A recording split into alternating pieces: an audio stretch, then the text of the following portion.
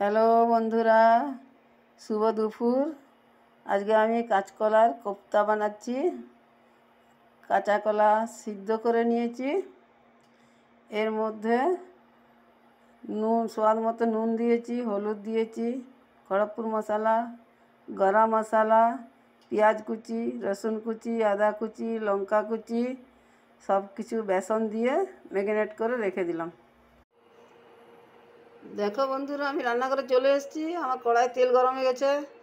আমি কোপ্তা বানাচ্ছি। কড়াইয়ের মধ্যে কোপ্তা ছেড়ে দিলাম।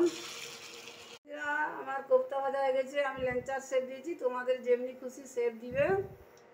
কালো জিরার ফোড়ন দিয়েছি কড়াইয়ের মধ্যে। এখানে পেঁয়াজ কুচি, আদা কুচি, রসুন কুচি, লঙ্কা কুচি, টমাটোর কুচি সব দিয়ে দিলাম। আমার ভাজাটা হয়ে গেছে। এর মধ্যে আমি কি দিচ্ছি মশলা দেখো। হলুদ, স্বাদ মতো নুন, খড়গপুর মশলা, জিরে গুঁড়ো, ধনে গুঁড়ো, লঙ্কা গুঁড়ো, গরম মশলা গুঁড়ো।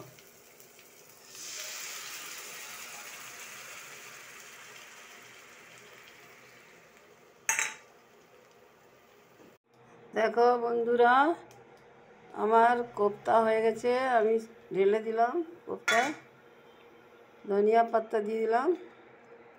কোপ্তা রেডি। Thank you.